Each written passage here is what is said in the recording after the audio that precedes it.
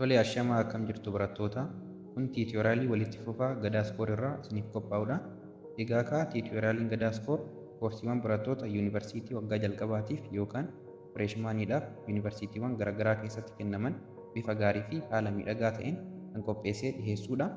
Tiitoriyaliin kunis bifa garaagaraatiin kan kennamaa jirudha. Isaanis bifa leekchar viidiyoo, leekchar noot, paawerpooyint akkasumas PDF'wwan garaagaraatiin kan kennamaa jirudha. Dabalataanis gaaffilee qormaataa yuunivarsiitiiwwan garaagaraa keessatti kennaman kanneen akka mid exam, final exam akkasumas COC exam ni hojjetamu. Kana malees gaaffilee review exercise fi gaaffileen biroo baay'een kan qormaata midii fi faayinaaliif sirriitti isin qopheessuu danda'an ibsa gahaa waliin ni kennamu. Isinis tiitoriyaalii kana argachuudhaaf teelegiraam irratti Gadaaskoor boot jettanii sarchi gootanii galmaahuudhaan carraa kanatti fayyadamuu ni dandeessu. Egaa kaa gama tiitoriyaalii har'aaf qopheeffanneetti osoo hin darbiniin dura waa'ee koorsii jeneraal fiiziksii jedhamu kanaa waan muraasa isiniin haa jedhu. Koorsiin kun chaaptarii 7 kan qabu yommuu ta'u, chaaptariin hundi jechuun ni danda'ama. Koonseptima yookaan wantuma kanaan dura almost kutaa 7 irraa kaastanii beektanidha. Garuu haalli qormaanni itti bahuu danda'u haala kanaan dura beektaniin ta'uu dhiisuu mala. Kanaaf haala salphaan gaaffilee qormaataa koorsii kana irratti bahuu danda'an hojjechuudhaaf yaadrimeewwan koorsii kanaaf bu'uura ta'an beekuu fi hubachuun barbaachisaadha. Akkasumas bartee gaaffilee garaagaraa hojjechuu gabbifachuu qabdu. Innis gaaffilee sasalphaa irraa ka'uun haala kamiin gaaffilee koompileeks ta'an hojjechuu akka dandeessan baruu qabdu jechuudha. Egaa hangana jennee kallattiimaan gara tiitoriyaalii har'aaf qopheeffanneetti haa dabarru. Tiitoriyaalii har'aaf qopheeffannes chaaptar 1 toopikii preliminaries jedhu jalatti mata duree isa jalqabaa irratti xiyyeeffannee kan ilaalu ta'a. Chaaptariin kun mata dureewwan 4 kan qabudha. Guyyaa har'aatiin garuu yookaan tiitoriyaalii kanaan mata duree jalqabaa irratti xiyyeeffannee kan ilaalu ta'a. Mata dureen kun qabiyyeewwan 3 kan of jalaa qabudha.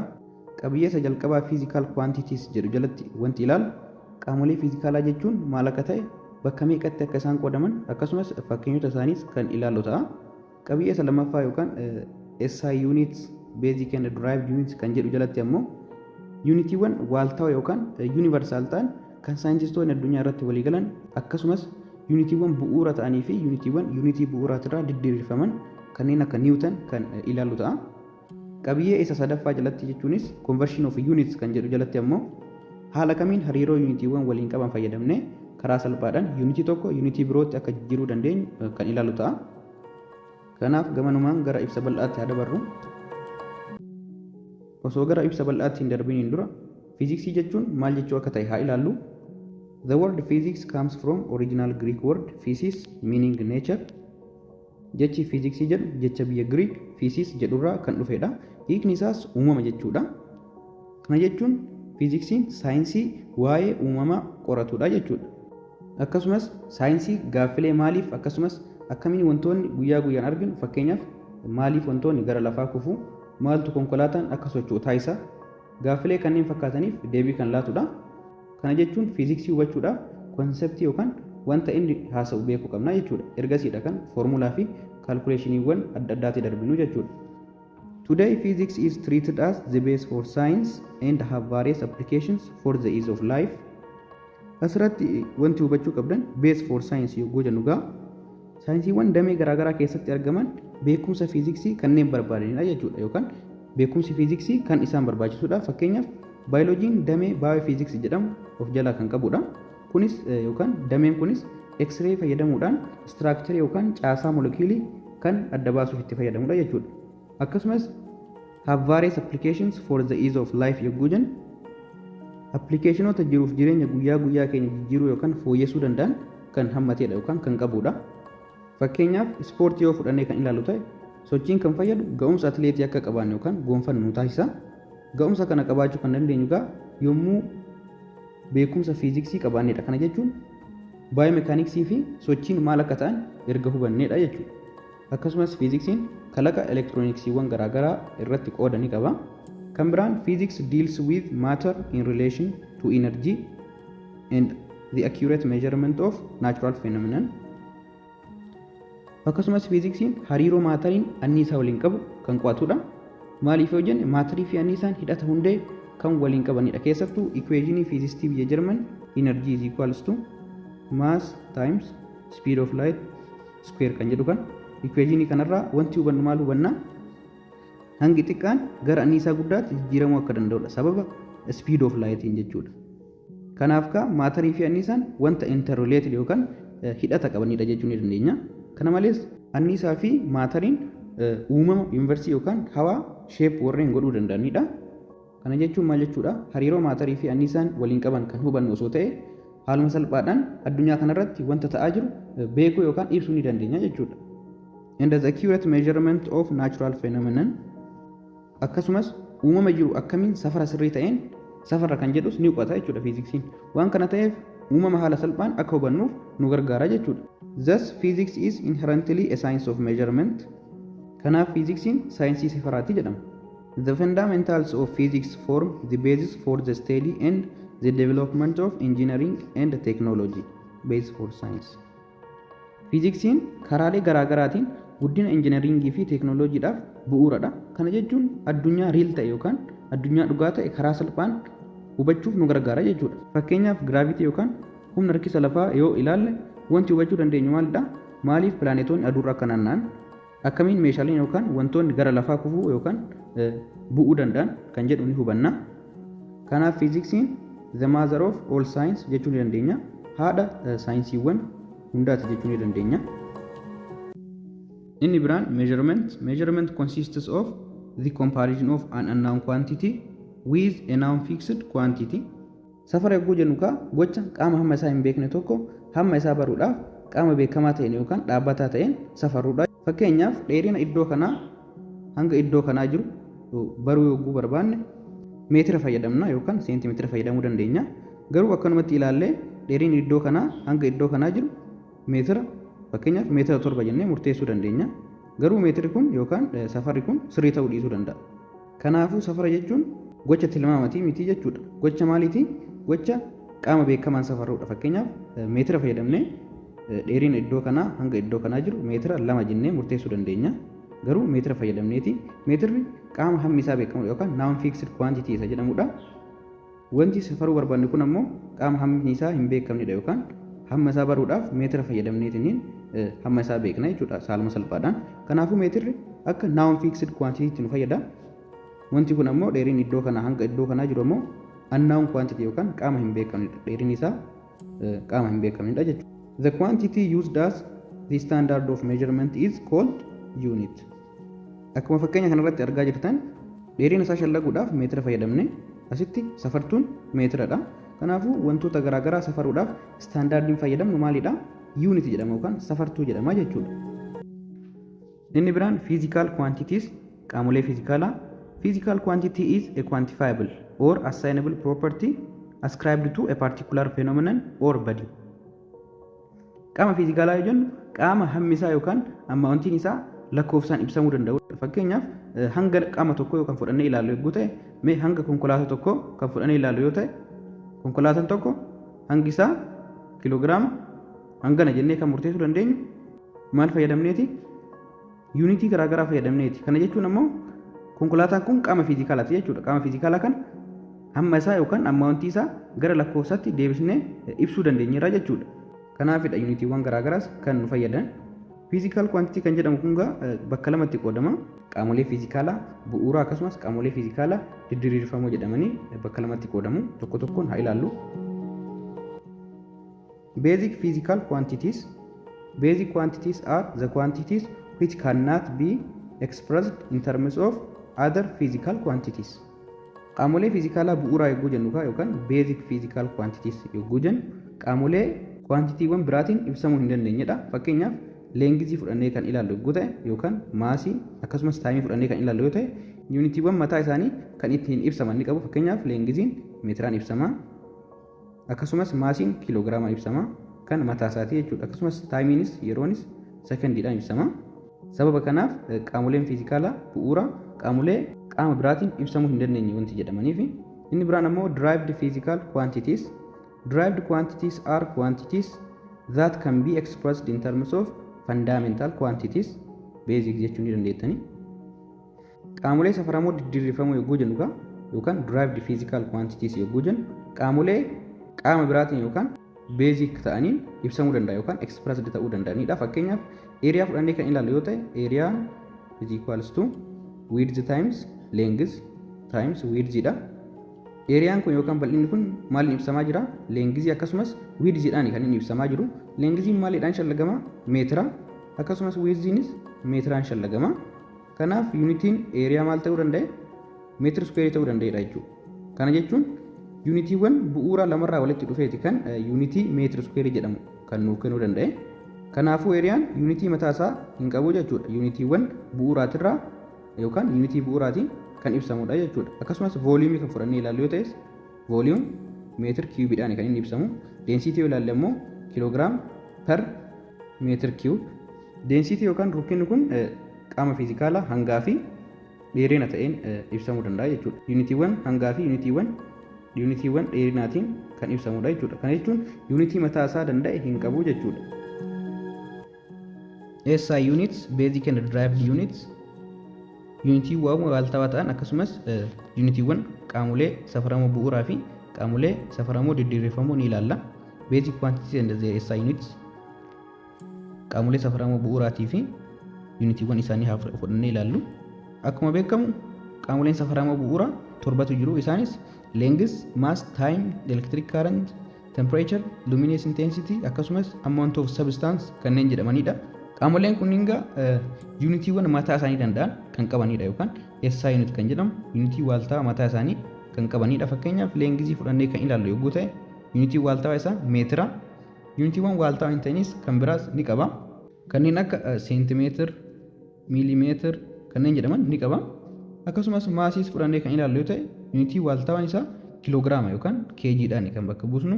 Yuunitii waaltaawaa hin ta'in kanneen akka giraam, paawuнд kan jedhaman ni jiru. Time yeroo fudhannee ilaalle immoo yuunitii waaltaawaa ishii maalidha?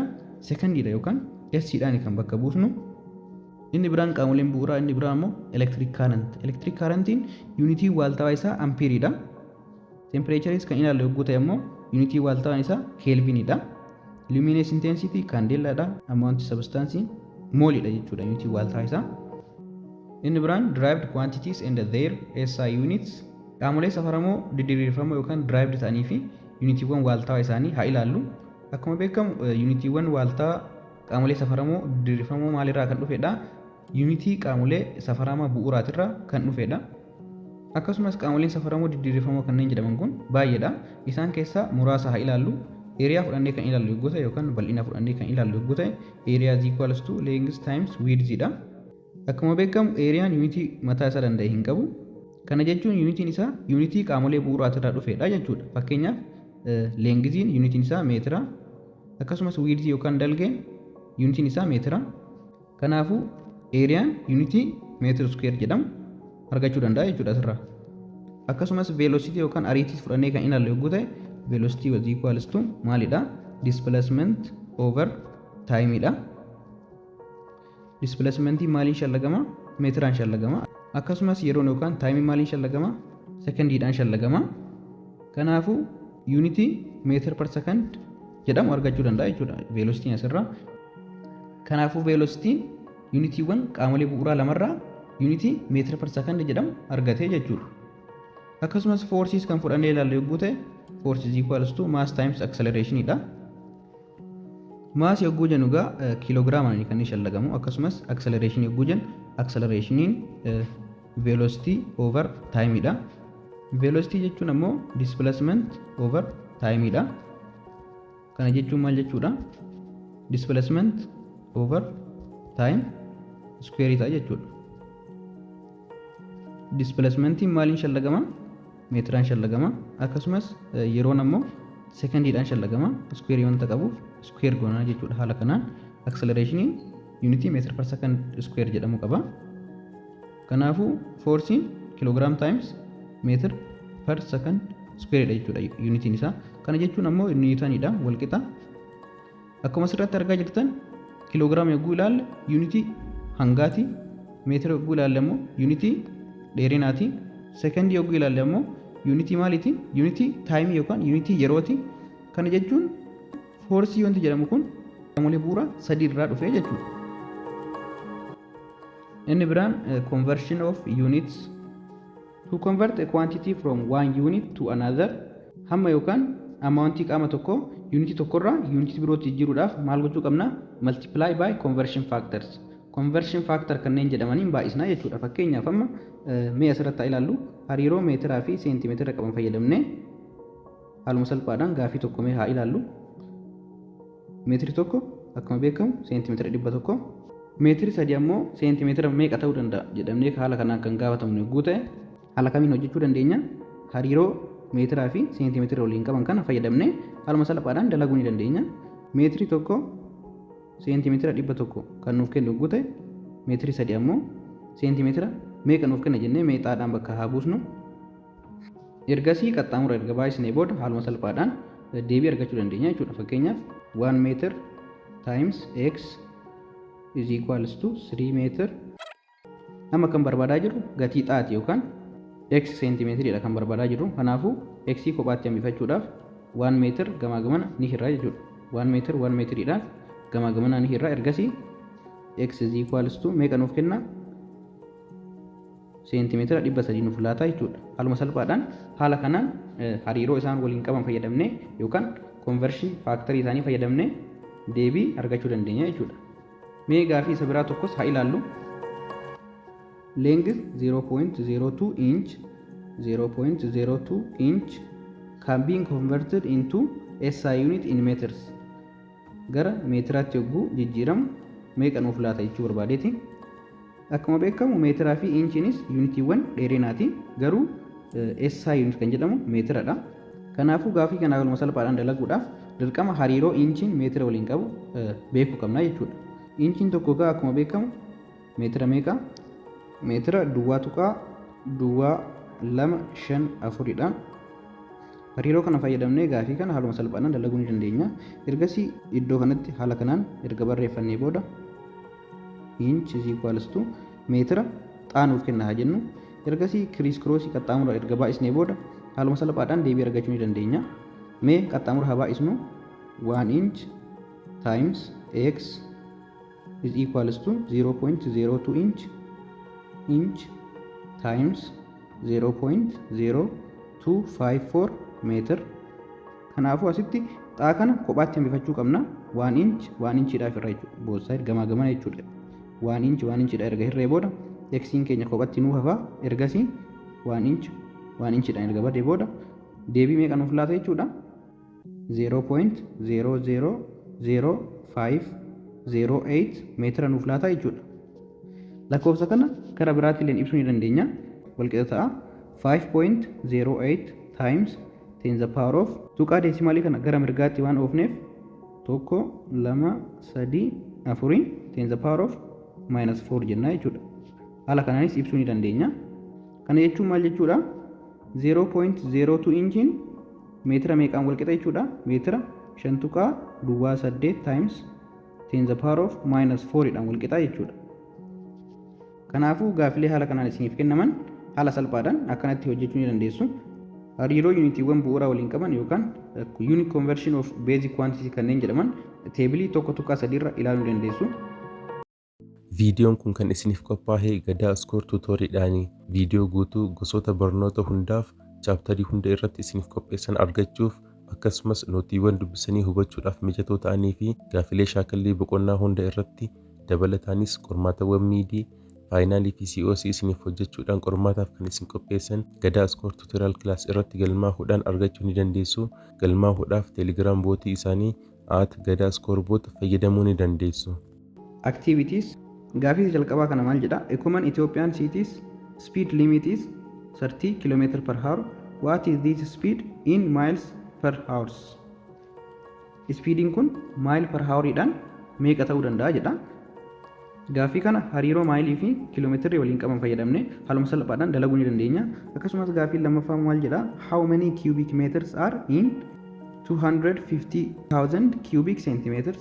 Kanas hariiroo meetiraa fi seentimeetira waliin qaban fayyadamne haaluma salphaadhaan yookaan hariiroo meetir kiubiin seentimeetira kiubii waliin qabu fayyadamne haaluma salphaadhaan gaafii kana dalaguu ni dandeenya.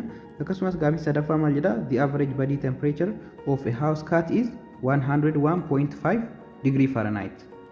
What is this temperature in Celsius? Hariiroo Celsius fi yookaan degree Celsius fi Faranaayitii waliin qaban fayyadamnee haaluma salphaadhaan gaafii kana dalaguu ni dandeenya. Mee gaafii jalqabaa kana waliin haa ilaallu. Gaafiiwwan hafan ammoo ni yaaltu jechuudha isinis. Gaafii kana irratti wanti gaafatamne 30 km/h gara maayil per hawriitti jijjiiraadha kan jedhamne. Asirratti hawriin asittis hawrii wanta ta'eef iddoo kanatti jijjiiramni tokkoyyuu hin jiru. Kanaafuu 30 km kan jedhu kana qofa gara maayilii jijjiiruu qabna jechuudha. 30 km kan jedhu kana gara maayilii jijjiiruudhaaf dirqama hariiroo kiiloomeetirii maayilii wajjin qabu beekuu qabna. Hariiroo kana argachuudhaaf hariiroo kiiloomeetirii meetira waliin qabu fayyadamuu ni dandeenya. Wantuma beekamaarraa kaanee haaluma salphaadhaan wanta hin beekamne argachuu ni dandeenya jechuudha. Fakkeenyaaf kiiloomeetira gara maayiliitti haaluma salphaadhaan jijjiiruu ni dandeenya. Kiiloomeetirii tokko meetira 1000 akkasumas maayiliin tokko meetira 1609.34 dha. Kanaafuu hariiroo kanneen lamaan fayyadamnee kallattimaan kiiloomeetirii tokko maayilii meeqa akka ta'e argachuu ni dandeenya jechuudha.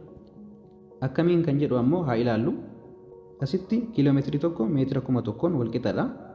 Maayiliin tokko ammoo meetira 1609.34 wal qixaadha. 1000 meetira jechuun kiiloomeetiruma tokko. Kanaafuu 1000 meetira kana gara maayiliitti haaluma salphaadhaan jijjiiruu ni dandeenya. Ergasii hariiroo kiiloomeetirri maayilii waliin qabu baruu ni dandeenya jechuudha. Kanaafuu gaafii kana haala kana erga barreeffannee booda haaluma salphaadhaan hojjechuu ni dandeenya. Qaxxaamura erga baay'isnee booda 1 mile times 1000 meter is equals to x times 1609.34 meter. Ergasii meetira 1000 kana kiiloomeetira tokkoon wal qixa wanta ta'eef gara maayiliitti haaluma salphaadhaan jijjiiruu dandeenya.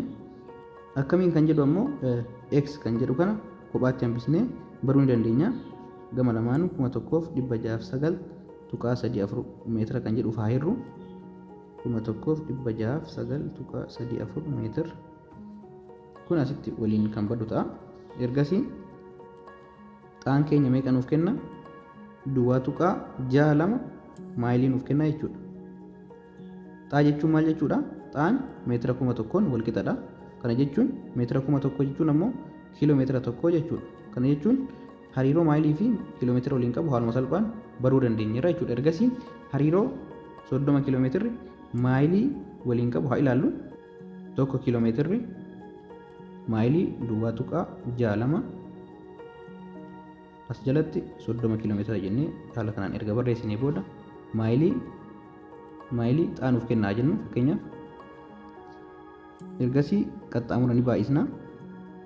Tokko kiiloomeetira baay'isuu x wal qixa ni ta'a. 30 kiiloomeetira baay'isuu duwwaa tuqaa 62 maayilii ta'a jechuudha. Ergasii ammoo gatii xaa kanaa beekuudhaaf yookaan 30 kiiloomeetirri gara maayiliitti jijjiiramu meeqa ta'a jennee beekuudhaaf dirqama tokko kiiloomeetiraaf hiruu qabna gamaa gamana. Tokko kiiloomeetira haala kana erga badee booda ergasii 30 baay'isuu duwwaa tuqaa 62 meeqa nuuf kenna? 18 tuqaa 6 maayilii nuuf kenna jechuudha. Xaa jechuun asitti maal jennee jirra? 30 kiiloomeetira jennee jirra. 30 kiiloomeetira jennee jirra. Kanaafuu haaluma salphaadhaan 30 kiiloomeetira gara maayiliitti meeqa ta'a? 18 tuqaa 6 maayilii nuuf kenna jechuudha. Gaafiin inni jalqabaa haala kanaan kan inni hojjetamu. Gaafii isa lammaffaa fi isa sadaffaa ammoo isinis yaalaadha. Gabaabumatti tiitooriyaaliin keenya guyyaa har'aa kana fakkaata ture. Wanta hanga ammaa ilaallee irratti wanti kiliir isiniif hin ta'in kan jiraatu yogguu ta'e nuun gahuu dandeessu. Hanga tiitooriyaalii itti aanu walitti deebinutti nagaa ta'a. Dhaloota bara teeknooloojii fi ammayyummaa taatanii teeknooloojii barnootaaf yoo fayyadamaa hin jirre baay'ee duubatti hafaa jirtu. Kun akka hin taaneef ammoo teeknooloojii irratti dammaqxanii barnoota keessaniin akka milkooftan barataa teeknooloojii ta'uu qabdu. Akkamitti? Miidiyaawwan hawaasaa garaagaraa kanneen akka Teelegiraam, Google, YouTube fi kan kana fakkaatan fayyadamuu qabdu. Fakkeenyaaf Teelegiraam irratti Gadaa Iskoor Tuutoriyaal Kilaas koorsiiwwan barattoota yuunivarsiitii waggaa jalqabaatiif yookiin fireeshmaaniidhaaf yuunivarsiitiiwwan garaagaraa keessatti kennaman bifa gaarii fi haala miidhagaa taheen qopheessee gama Teelegiraamiitiin kennaa jira. Gadaa Iskoor Tuutoriyal Kilaas irratti barataan galmaa'ee doormii siree isaa irra ciisee yeroo fedhetti tiitoriyaalii Gadaa Iskoor irraa barnoota qophaa'an hunda argachuu ni danda'a. Barsiisaan hafe jedhee hin cinqamu. Barsiisaan boqonnaa kana nu hin barsiisne hin jedhu. Dabalataanis meeshaalee barnootaa garaagaraa yoo barbaades wanti inni yaadda'u tokko illee hin jiru. Tiitoriyaliin Gadaa Iskoor nootiiwwan garaagaraa bifa PDF'tiin, PowerPoint fi Lecture Note'tiin qopheessee barattootaaf ni laata. Kanas kan argatu barataa dammaqee fi carraan kun isaaf galee qofaadha. Maal kana qofa? Gaafilee shaakalaas yoo barbaade yeroo yeroodhaan gaafilee adda addaa baasuudhaan barattoonni qormaataaf akka qophaa'an taasisuuf tiitoriyaliin Gadaa Iskoor karaa mijeessee jira. Dabalataanis gaafilee qormaata yuunivarsiitiiwwan garaagaraa keessatti kennaman kanneen akka miidii, faayinaal egzaamii fi COC bara garaagaraa hojjechaa barattoota isaa sirriitti qormaataaf ni qopheessa. Kana hunda garuu barataan teelegiraamii seeraan fayyadamuu hin beekne carraan kun jala dabruu danda'a. Isinis barattoota waggaa jalqabaa yookiin fireeshmaan yoo taatan carraan kun akka isin jala hin dabrine. Tiitoriyaalii Gadaa Iskoor irratti galmaa'uudhaaf jalqaba teelegiraamii irra seentanii @Gadaa Iskoor boot jechuudhaan haala kanaan sarchi yeroo gootan bootii isiniif dhufu kan istaart gochuudhaan isteeppiiwwan asirra jiran karaa baay'ee salphaa ta'een hordoftanii galmaa'uu akkasumas tiitoriyaalii kana argachuu ni dandeessu. Galatooma.